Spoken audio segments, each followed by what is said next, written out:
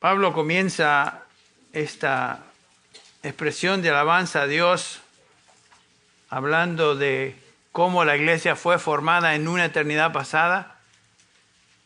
O sea, no fue el resultado de alguna acción humana inmediata en el momento, sino que fue formada, nos enseña el apóstol Pablo, desde la eternidad por él mismo. Y es lo que leímos también en el capítulo 8 de Romanos. Pero vamos a dar lectura a los versículos del 3 al 6, que es la base de nuestra meditación esta mañana. Pablo dice, escribiendo a los santos en Éfeso, o sea, a los creyentes en Éfeso, así como nosotros: bendito sea el Dios y Padre de nuestro Señor Jesucristo, que nos ha bendecido con toda bendición espiritual en los lugares celestiales en Cristo, según nos escogió en Él antes de la fundación del mundo, para que fuéramos santos y sin mancha delante de Él.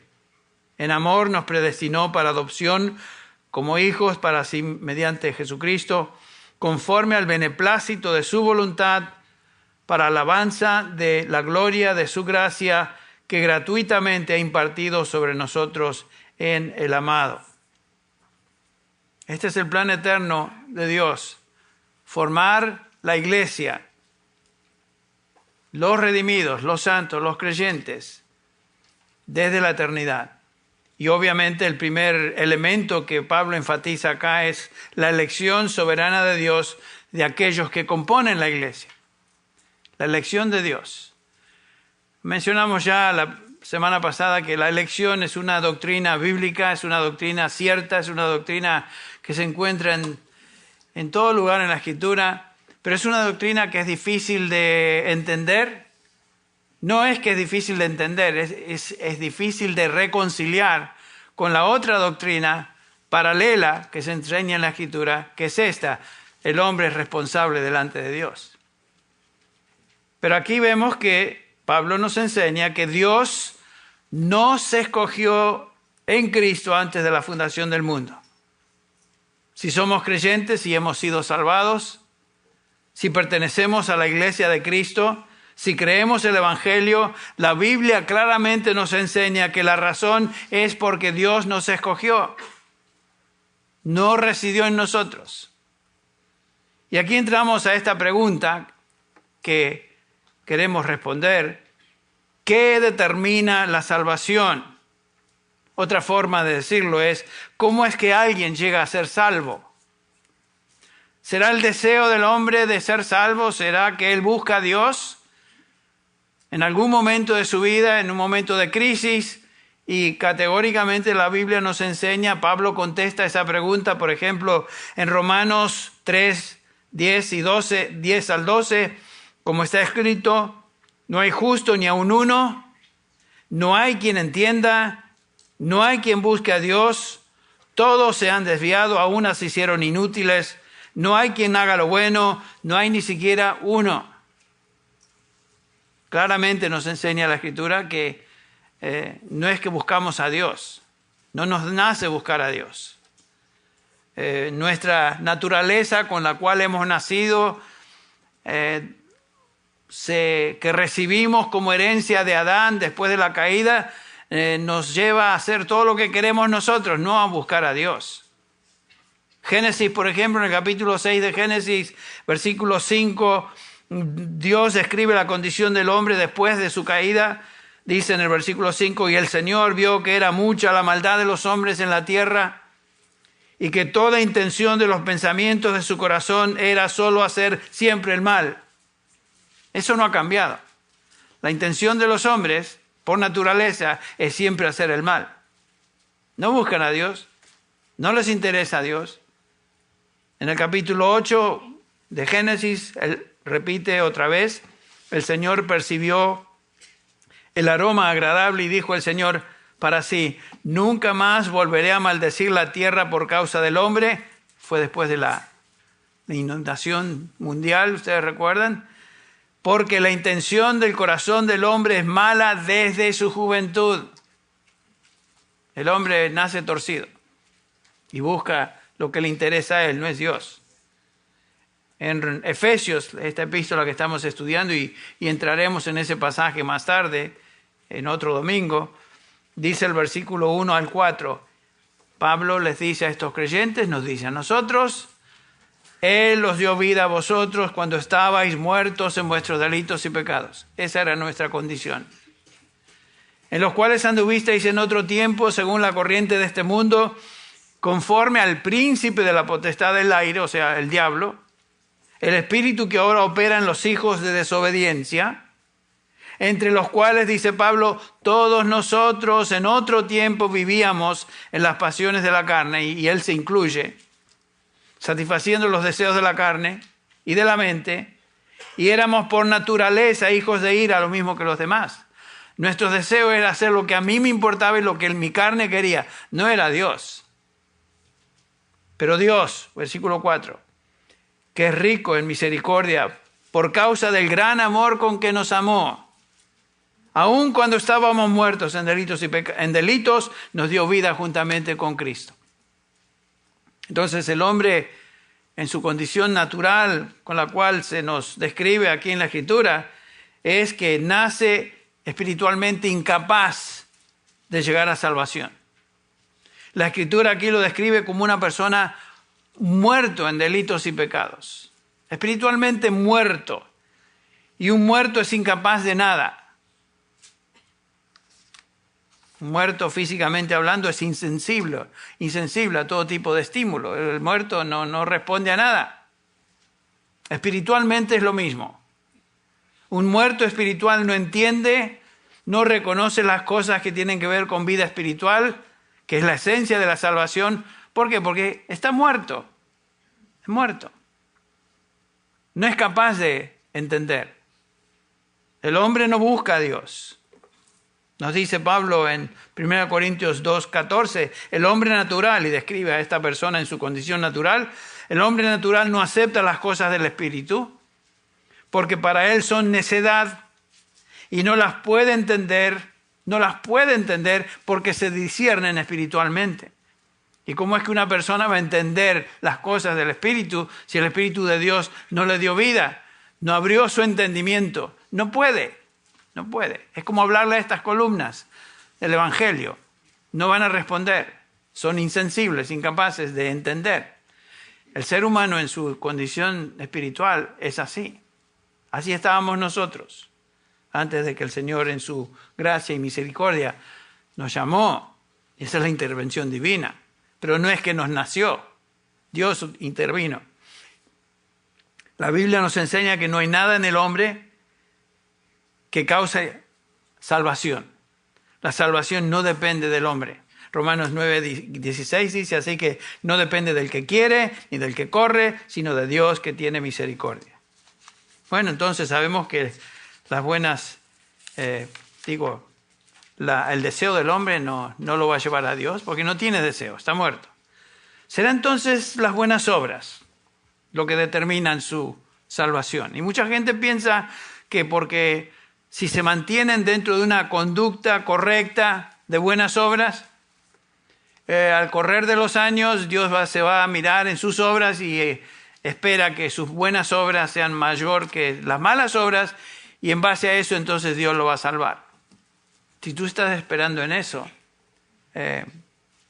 estás en una condición desesperante porque tus obras no te pueden salvar. Noten lo que dice la Escritura, Efesios, esta misma epístola, capítulo 2, versículo 8.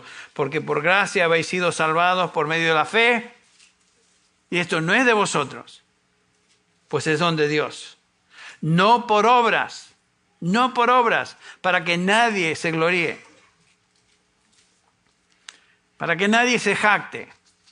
Es la idea, lo mismo que Pablo escribe en 1 Corintios 1:29, para que nadie se jacte delante de Dios. Y después dice el versículo 30, más por obra suya estáis vosotros en Cristo Jesús, el cual se hizo para nosotros sabiduría de Dios, justificación y santificación y redención, para que tal como está escrito, el que se gloría, gloríese en el Señor, no en sí mismo, no en sus obras, el hombre no tiene nada de qué gloriarse. Bueno, las obras no nos salvan. Será entonces tal vez la religión que nos salva. Bueno, sabemos, por ejemplo, que Pablo se dirige a los atenienses ahí en el capítulo 17 de Hechos. Se dirige a una audiencia muy religiosa. Ustedes recuerdan, Pablo está visitando Atenas. Nos dice el versículo 21, todos los atenienses y extranjeros de visitas allí no pasaban el tiempo en otra cosa, sino en decir decir o en oír algo que era nuevo. Pablo, poniéndose de pie en medio del areópago, dijo: varones atenienses, percibo que sois muy religiosos en todo sentido. Y si la religión tuviera algo que ver con la salvación, Pablo les hubiera dicho: y les felicito. Les felicito. Porque al fin y al cabo van en buen camino. Son religiosos. Uno de estos días van a encontrar la verdad. Y no dice eso. No van a encontrar a Dios por medio de su religión. Porque continúa diciendo Pablo: vi entre los objetos que vi de adoración, hallé un altar que decía lo siguiente: al Dios desconocido. Estos eran tan religiosos que en caso que existiera un Dios que ellos no adoraban, le hicieron un altar, por si las moscas, como decimos, ¿no? Pues a lo que vosotros adoráis sin conocer, dice Pablo, a ese os anuncio yo. El Dios que hizo el mundo y todo lo que en él hay, etc. Y si bajan la vista hasta el versículo 30, dice de este Dios: por tanto, habiendo pasado por alto el tiempo de ignorancia, Dios declara a todos los hombres en todas partes que se arrepientan. Eso afirma la responsabilidad humana, ¿no es cierto? Porque Él ha establecido un día en el cual juzgará al mundo en justicia por medio de un hombre. Observen en sus Biblias que hombre es H con mayúscula. ¿Quién es ese hombre? A quien has designado, habiendo presentado pruebas a todos los hombres al resucitarle de entre los muertos. ¿Quién es este? Jesús. El único camino a Dios. El único camino de salvación. Entonces la religión no va a salvar a nadie. El único que salva es aquel que digo: yo soy el camino, yo soy la verdad, yo soy la vida. Nadie, absolutamente nadie puede llegar al Padre sino a través mío. Tú puedes ser muy religioso como los atenienses, pero estás religiosamente perdido. Vas en camino al infierno con tu religión. Porque el día llegará cuando te enfrentarás a Dios y tendrás que ver que si rechazaste el Evangelio, rechazaste al Señor Jesús, rechazaste la proclamación del Evangelio o el testimonio de creyentes que te han traído la palabra, eso te condena. Porque hay un solo camino a Dios.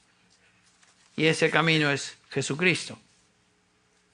Entonces, las buenas obras tampoco salvan, la religión no salva. Será tal vez que la habilidad intelectual de algunos. Hay personas muy brillantes en su intelecto, los expertos, así llamados. Los escuchamos a veces por televisión, en algún noticiero, los grandes de esto o lo otro, conocedores de muchas cosas. Mentes brillantes. Bueno, esa sabiduría humana tampoco sirve para llegar a Dios, por más brillante que uno sea. Pablo contesta esa pregunta cuando leemos en 1 Corintios 1:18, como está escrito: destruiré la sabiduría de los sabios. O sea, Dios no queda impresionado con la sabiduría humana, y el entendimiento de los inteligentes desecharé. ¿Dónde está el sabio? Hace la pregunta Pablo. ¿Dónde está el escriba? ¿Dónde el polemista de este siglo? ¿No ha hecho Dios que la sabiduría de este mundo sea necedad? Porque ya que en la sabiduría de Dios el mundo no conoció a Dios por medio de su sabiduría, y Pablo continúa diciendo, lo único que queda es el Evangelio. Dios escogió el medio de la proclamación del Evangelio, que es Cristo y este crucificado. Es la única manera de llegar a Dios, y tu propia sabiduría no te va a llevar a Dios. Las mentes más brillantes de los hombres no pueden llegar a Dios ni encontrar salvación en su propia sabiduría. Entonces, ¿qué factor determina que alguien sea salvo? ¿Cómo podemos reconocer que alguien es salvo? A la luz de la Escritura, la salvación no depende del hombre, sino de Dios. Y la única razón que encontramos en la Escritura por la que una persona llega a ser salva es la elección soberana de Dios y aquellos que Él salva, que Él redime. La Escritura dice, Dios nos escogió antes de la fundación del mundo. Eso es lo que determina la salvación. Inmediatamente alguien ya está pensando, pero Henry, ¿qué acerca del libre albedrío? El libre albedrío. Bueno, en primer lugar, esa frase no existe en la Biblia. En ningún lado busque usted el pasaje y no lo va a encontrar. La gente que dice eso está diciendo, bueno, ok, Dios nos escogió, pero yo tuve que creer. Lo veremos, por supuesto. Nadie es salvo sin fe, sin creer. Entonces, la elección es un hecho irrefutable en la Biblia. Y veremos también que la responsabilidad humana también lo es. Pero no podemos negar la elección como algo que se debe evitar en la Escritura. Como dice Evis Carballosa, si uno quiere quitar la elección como doctrina de la Biblia, tiene que quitar 3/4 de la Biblia porque se encuentra en todo lugar. Es imposible de evitarla.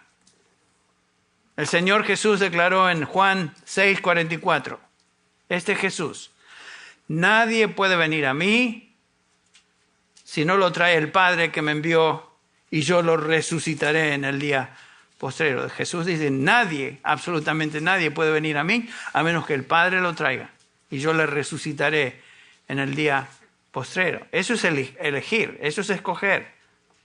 Esa palabra traer en griego es muy fuerte, es el kuo, que quiere decir jalar, y jalar de tal manera que es irresistible. Esa es la idea. Por ejemplo, en 2 Timoteo 1:9 también vemos que Dios escoge, quien nos ha salvado, dice Pablo, y nos ha llamado con un llamamiento santo, no según nuestras obras, sino según su propósito y según la gracia que nos fue dada en Cristo Jesús desde la eternidad, otra vez, desde antes de la fundación del mundo. En 2 Timoteo 2:10, Pablo dice acerca de su ministerio, por tanto, todo lo soporto por amor a los escogidos, para que también ellos obtengan salvación que está en Cristo Jesús y con ella gloria eterna. Dirigiéndose a los tesalonicenses, dice Pablo en 2 Tesalonicenses 2:13, pero nosotros siempre tenemos que dar gracias a Dios por vosotros, dice Pablo. Y noten por qué cosas da gracias. Hermanos amados, porque el Señor os ha escogido desde el principio para salvación. Por eso doy gracias a Dios. Noten que si la salvación hubiera sido de ellos, Él podría haber dicho, y doy gracias a Dios también por su fe y por su sabiduría en escoger el Evangelio. No, la gracia, la alabanza va para Dios porque Él los había escogido desde el principio para salvación. Noten Hechos 13:48. Y estoy dando simplemente unos versículos de muchos que podríamos consultar, pero el tiempo se nos va. Hechos 13:48. Oyendo esto, los gentiles se regocijaban y glorificaban la palabra del Señor y creyeron cuantos estaban ordenados a vida eterna. ¿Quiénes son estos? Los escogidos de Dios, los ordenados para vida eterna. Ni uno más, ni uno menos. Escuche, hermano y hermana, la Biblia dice claramente que nuestra salvación se debe a que Dios nos ha escogido desde antes de la fundación del mundo. No se puede evitar. Y otra vez, ¿qué del libre albedrío? Bueno, como les dije, no existe tal cosa. El hombre no es libre. Nace muerto en delitos y pecados. Desde el vientre de mi madre, en iniquidad me concibió mi madre. Desde el vientre de mi madre, dice el Salmo 51:5. Todos nacemos en pecado. Y por supuesto, si nacemos en pecado, crecemos como pecadores y nos desarrollamos como pecadores. Y notamos, por ejemplo, que el Señor Jesús afirma esto cuando se dirige a los que le escuchaban. En el capítulo, los judíos que le escuchaban, que hacían alarde, que eran libres porque eran descendientes de Abraham, dice el versículo 33, Juan 8:33, le contestaron: somos descendientes de Abraham, nunca hemos sido esclavos de nadie. ¿Cómo dices tú, seréis libres? Porque el Señor dice: conoceréis la verdad, y la verdad os hará libres. Y Jesús responde lo siguiente: en verdad os digo, que todo aquel que comete pecado, ¿qué? Es esclavo del pecado. De eso cantamos. Vivíamos de esa manera. Pecábamos porque éramos pecadores y no podíamos dejar de pecar. La única decisión a veces que teníamos era: ¿qué pecado va a ser mi favorito hoy? ¿O qué es lo que voy a pecar? Pero no teníamos poder de decisión. Pecábamos porque era nuestra naturaleza. Y así vive la gente, siguiendo su naturaleza y su tendencia pecaminosa. Bueno, ahora, esto no quiere decir, sin embargo, que el hombre no es responsable. Por supuesto que es responsable. ¿Cómo podemos armonizar, sin embargo, la elección soberana de Dios con la responsabilidad humana? Nadie puede ser salvo, dijimos, sin creer el Evangelio. Nadie puede armonizar esto, pero son verdades paralelas en la Escritura. Cree en el Señor Jesucristo y serás salvo. El que a mí viene, no lo echo fuera. Son verdades que la Escritura declara y no hay duda que son claras de entender. Pero por otro lado, la Biblia también es clara en enseñarnos que Dios escoge a salvación. No son para debatir, nunca se presentan en la Escritura como algo controversial o para argumentar con Dios, que es lo que el hombre hace con Dios cuando no entiende las cosas. Obviamente, Romanos 9, la gente reacciona, los que escuchaban a Pablo reaccionaron mal cuando dice en el capítulo 9, versículo 13, tal como está escrito, dice: a Jacob amé y a Esaú aborrecí. ¿Ese es Dios el que habla? Y el versículo 14 dice Pablo: ¿qué diremos entonces? ¿Que hay injusticia con Dios? De ningún modo. Porque él dice a Moisés: tendré misericordia del que yo tenga misericordia y tendré compasión de quien yo tenga compasión. Entonces no es cuestión de argumentar con Dios cosas que no entendemos. No podemos entender todo lo que Dios hace o dice. Cuando llegamos a la doctrina de la elección nos encontramos ante una de esas realidades, pero se enseña en la Escritura y por lo tanto nuestra actitud, nuestra respuesta debe ser alabar a Dios por su elección, que es el método que Él determinó para formar la iglesia desde la eternidad pasada. Y ahí nos encontramos, en el versículo 4. Según nos escogió en Él antes de la fundación del mundo, para que fuéramos santos y sin mancha delante de Él. Pablo dice que Dios nos escogió. Y noten que lo hizo antes de la fundación del mundo, lo cual de inmediato nos hace ver que la elección divina de los suyos no tiene nada que ver con las virtudes o méritos que ellos demuestren en esta vida. Él nos escogió antes de que existiéramos, antes de que pudiéramos hacer cosas buenas o cosas malas. Dios nos escogió. No tuvo que ver con nosotros, ni cosas lindas que vio en nosotros. Y qué simpáticos eran algunos, y los voy a escoger. O qué buena gente son algunos, a estos los voy a escoger. O veo en el túnel del futuro que algunos van a creer en mí, que es como algunos explican la elección, que es una ridiculez. Por supuesto que Dios conoce todo el futuro. Pero no nos dice la Biblia que Él vio que íbamos a creer y por lo tanto Él conoció de antemano a personas, no acciones de esas personas simplemente. Entonces, Dios escogió, es algo que no podemos evadir. Sin embargo, como tenemos que volver otra vez, porque se encuentran continuamente paralelas, la otra doctrina es que el hombre es responsable. El hombre es responsable de creer, de aceptar. La Biblia en ningún lado trata de explicar la elección, simplemente nos enseña que Dios escoge soberanamente a ciertos individuos, y pasa por alto a otros. ¡Oh! Injusticia. No. Dios hace lo que hace. Tendré misericordia de quien tenga misericordia y tendré compasión de quien tenga compasión.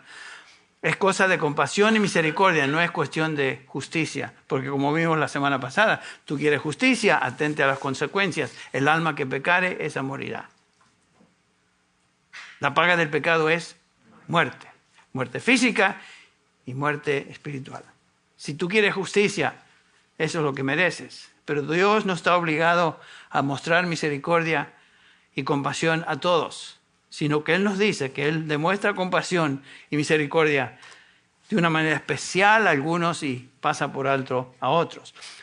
Lloyd Jones dice lo siguiente en cuanto a esto.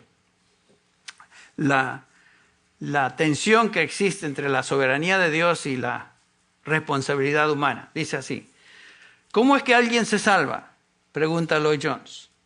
Existe solo una respuesta en la Biblia. Es porque Dios le escogió para salvación. Esa es la soberanía de Dios. Segunda pregunta. ¿Por qué alguien se pierde?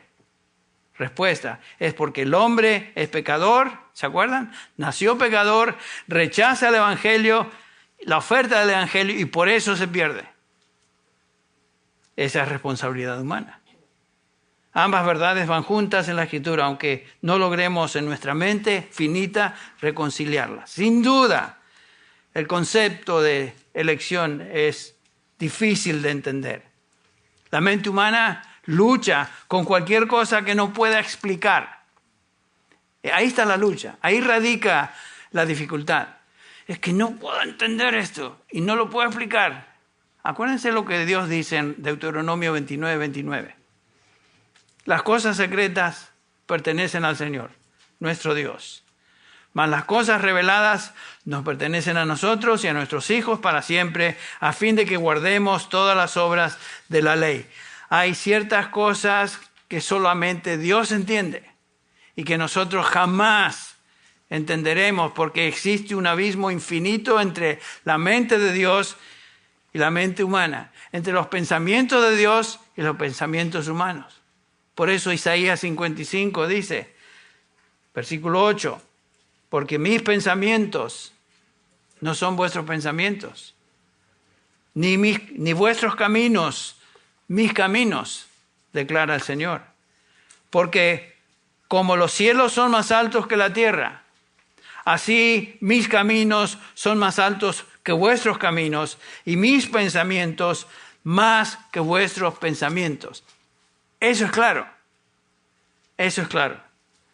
Cuando nos enfrentamos a la doctrina de la elección, que Dios revela en su palabra, aunque no podamos reconciliar eso con la responsabilidad humana, no nos queda otra que decir, Señor, no entiendo todo, no comprendo todo, pero tú lo revelas, por lo tanto yo me someto y acepto eso como tu verdad.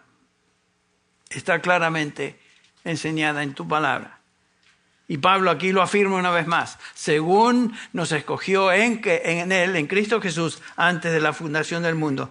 Dios simplemente escogió a algunos por voluntad y decretos soberanos, aquellos que iban a ser miembros del cuerpo de Cristo, de tal manera que, independientemente de cualquier consideración humana, basándose puramente en su propia voluntad, Él los escoge.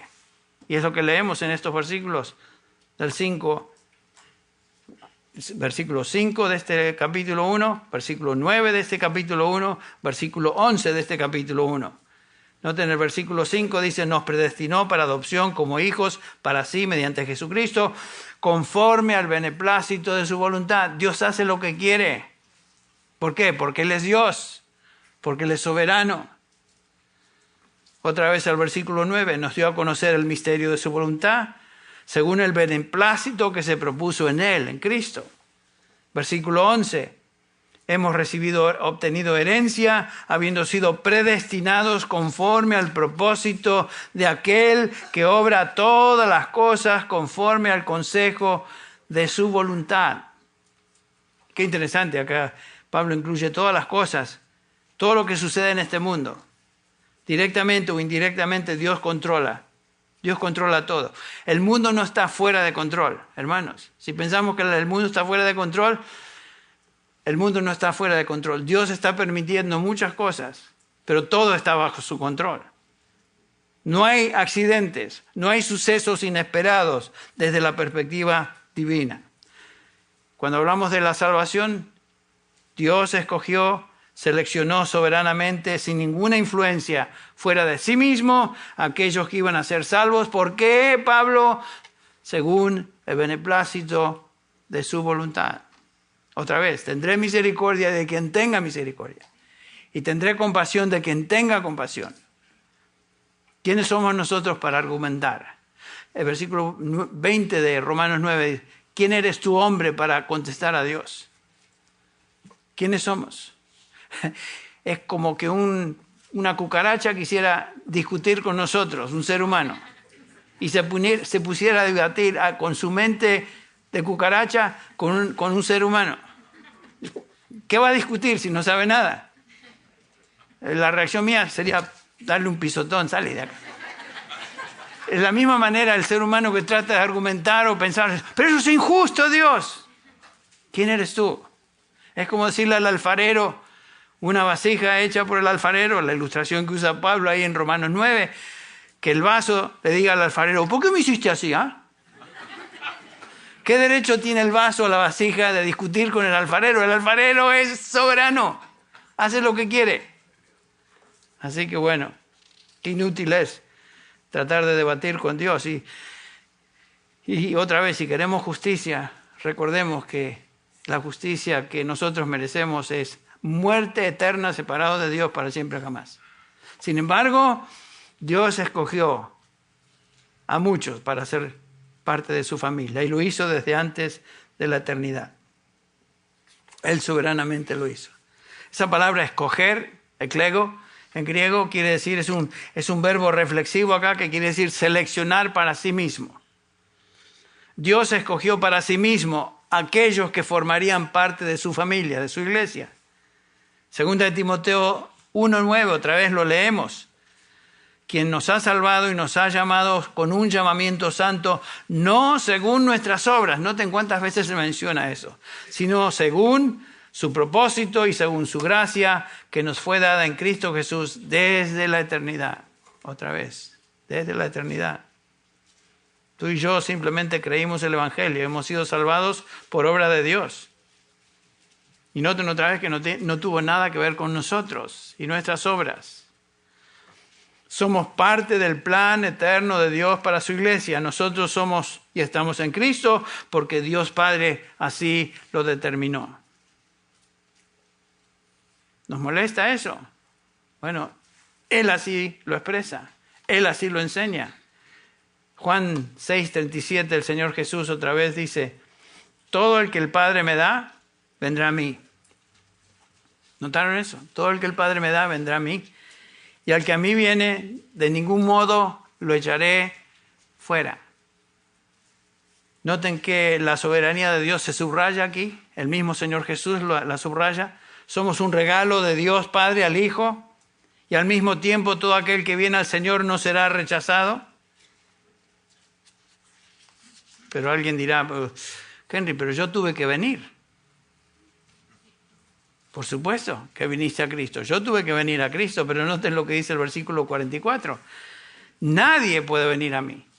Absolutamente nadie puede venir a mí, a menos que el Padre lo traiga. O sea que el origen y la razón del por qué vinimos a Cristo no estaba en nosotros. Estaba en el Padre Celestial que nos dio al Hijo como regalo para que Él diera vida eterna. Es de Dios.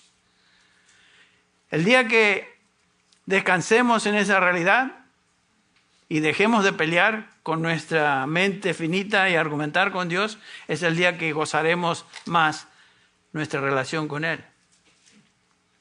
Nadie puede venir a mí, a menos que el Padre lo traiga. Noten lo que Juan 17 dice, este es el mismo libro. Estas cosas habló Jesús, versículo 1, alzando los ojos al cielo, dijo, Padre, la hora ha llegado y glorifica a tu Hijo, para que tu Hijo te glorifique a ti, por cuanto le diste autoridad sobre todo ser humano, para que dé vida eterna, ¿a quiénes? ¿A todo ser humano? No, a todos los que tú le has dado. Cristo vino a morir para dar vida eterna a todos los que el Padre le dio. Y si venimos a Cristo y creemos en Él, como dice Juan 1, 11 y 12, que otra vez las dos la soberanía de Dios y la responsabilidad humana se presentan paralelamente, dice ahí, a los suyos vino y los suyos no lo recibieron. Ese es Jesús.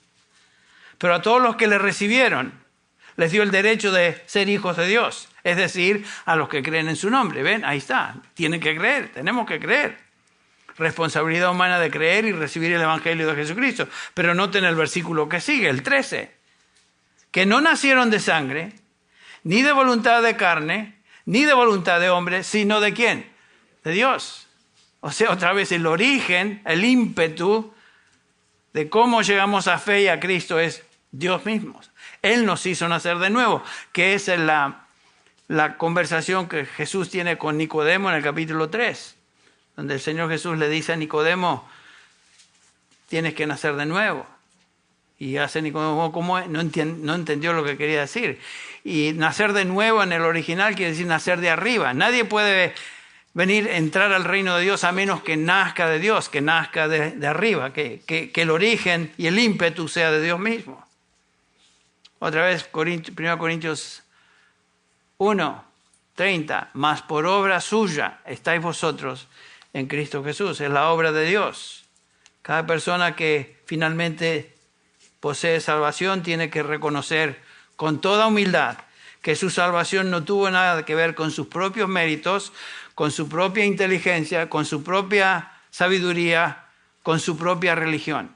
Tiene todo que ver con la obra de Cristo a favor nuestro en Cristo Jesús. Todo crédito humano queda absolutamente excluido. La salvación en su totalidad es de Dios.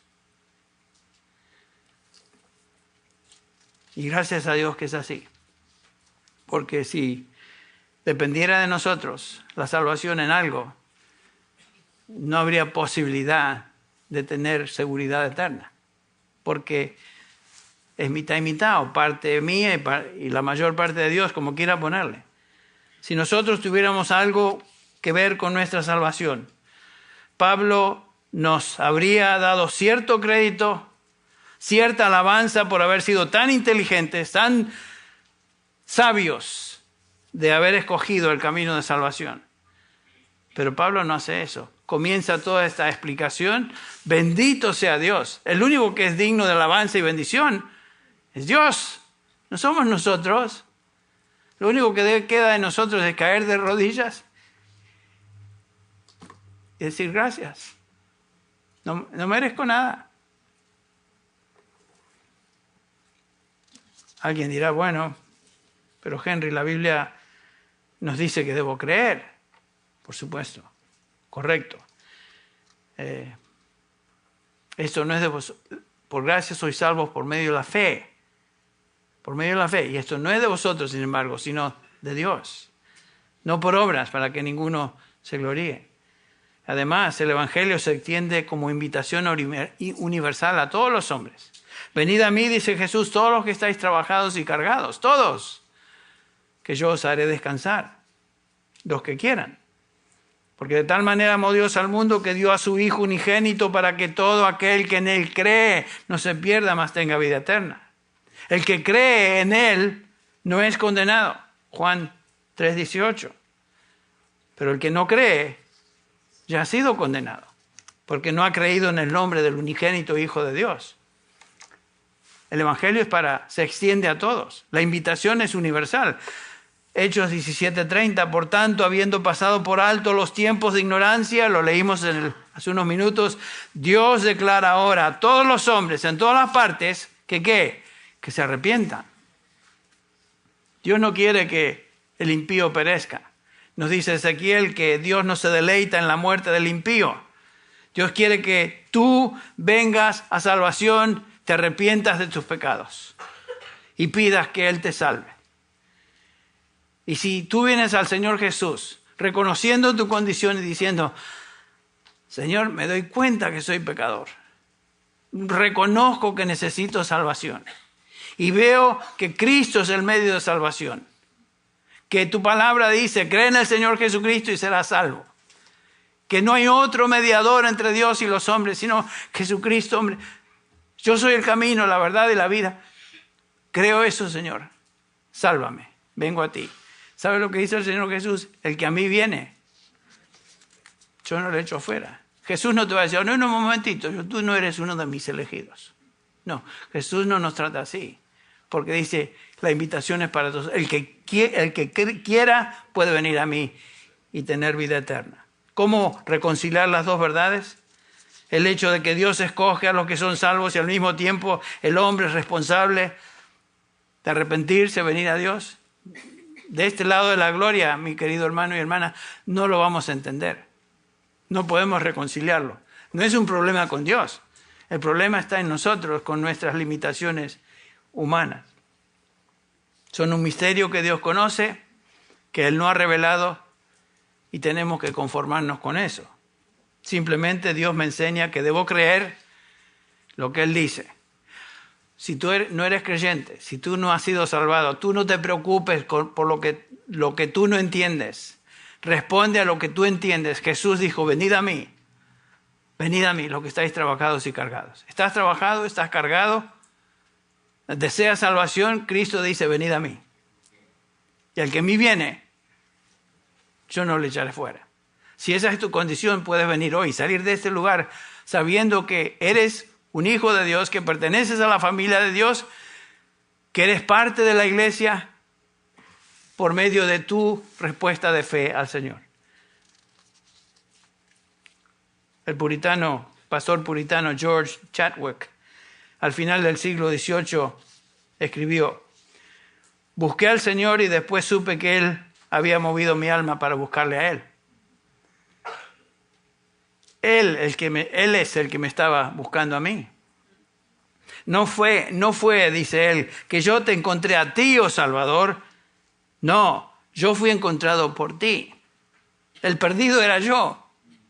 Tú no estabas perdido. Yo era el perdido, es lo que está diciendo Chadwick. Tiene razón. Debe ser mi respuesta ante la verdad bíblica de la elección.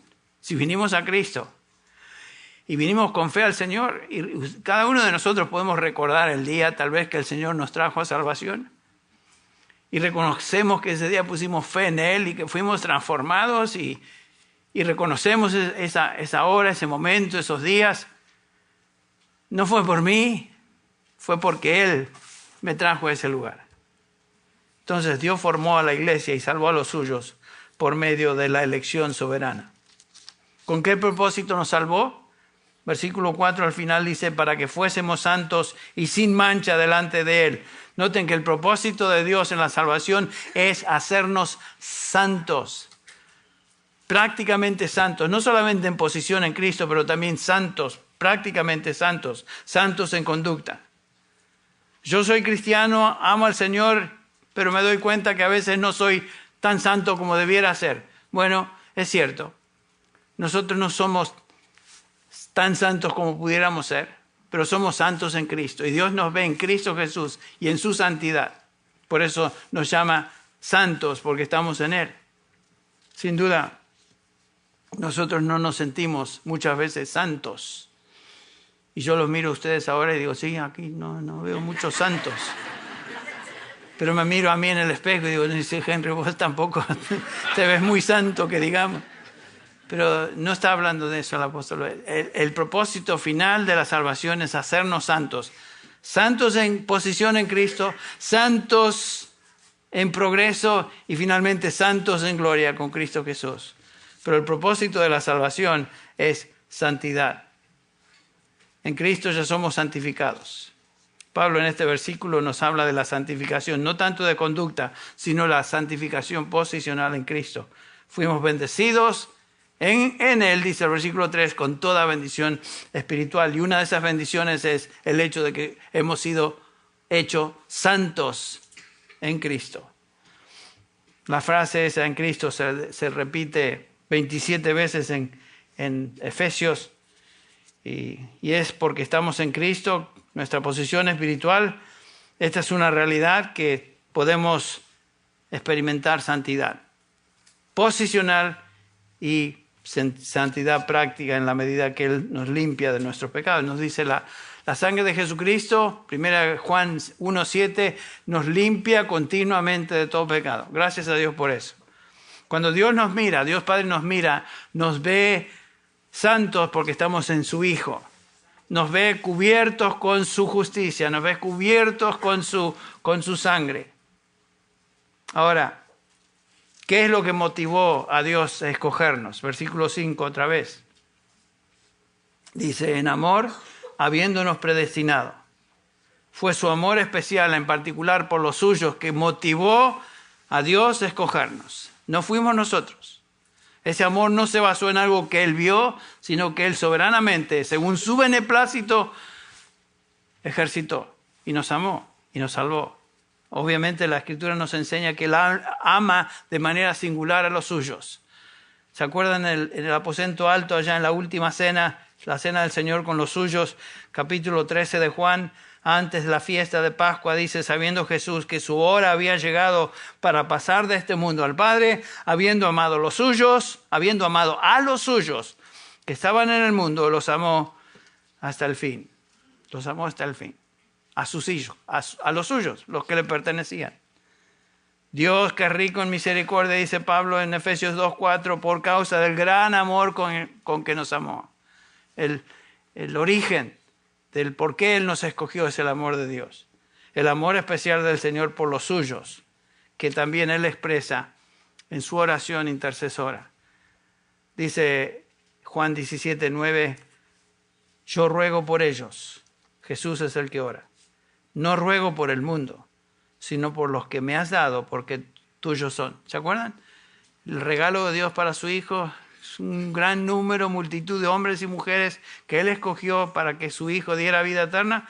Jesús intercede por ellos, porque dice el versículo 20 de este mismo capítulo, no ruego solo por estos, o sea, los 11, sino también por los que han de creer por mi palabra, han de creer en mí por la palabra de ellos. Noten que Jesús, en esa oración intercesora de Juan 17, está intercediendo, está pidiendo a favor de nosotros. Todos los creyentes a través de la historia de la iglesia, hasta que el Señor ya está orando por nosotros. No ruego solo por estos, oh Padre, sino que ruego por aquellos que han de creer el Evangelio por su palabra. Y el Señor ahí nos incluyó en esa oración. Imagínense, ya 2000 años y algo antes, el Señor ya estaba orando por cada uno de nosotros. Bueno, ¿qué es el resultado de la elección? Versículo 5 también, predestinados para ser adoptados. Como resultado de la elección, llegamos a ser hijos adoptados de Dios. Eso es un concepto increíble. No venimos a Dios simplemente como el creador del universo, el Dios lejos y inescrutable, sino que venimos a Dios como nuestro Padre Celestial, que es lo que estamos estudiando los miércoles. Venimos a Dios como nuestro Padre y Él nos acepta como sus hijos. Somos sus hijos con todos los derechos y privilegios de un hijo de Dios.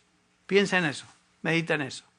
Cuando ores, dirígete al Señor la próxima vez, piensa, Señor, yo no vengo a ti simplemente como un súbdito en tu reino, vengo a ti como tu hijo. Por eso le llamamos Abba, Padre, con esa habilidad que el Espíritu Santo nos dio, que es la meta final de la elección, versículo 6, para la alabanza de la gloria de su gracia. La razón final por la cual Dios nos escogió para salvación es para la alabanza de su gloria. La razón que todo en el universo existe es para la gloria de Dios. Isaías 43:20 dice, me glorificarán las bestias del campo, dice el Señor. Los chacales, los avestruces, etcétera, etcétera. Todo lo que Dios ha creado le glorificará. El Salmo 19:1 dice, los cielos proclaman la gloria de Dios. Por eso Pablo dice, miren, Corintios, ya sea que comáis o bebáis o lo que hagáis, cualquier otra cosa, hacerlo todo ¿para qué?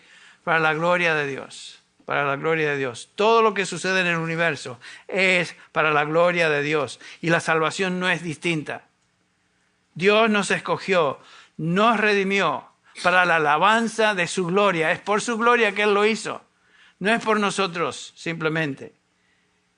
Y para terminar con esta verdad de la elección, porque algunos de ustedes estarán un poquito cansados de escuchar tanto de la elección.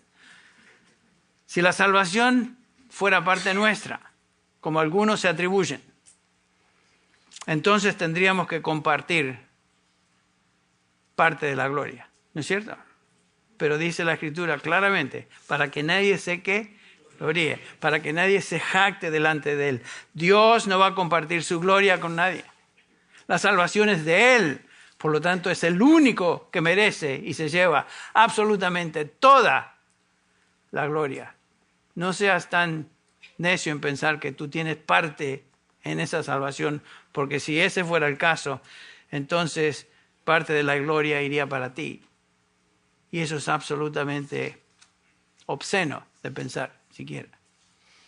Para garantizar que ningún ser humano tuviera la osadía de atribuirse gloria en su salvación, Dios diseñó y formó la iglesia por medio de la elección antes de la fundación del mundo, antes de que tú y yo existiéramos o pudiéramos hacer algo bueno o malo.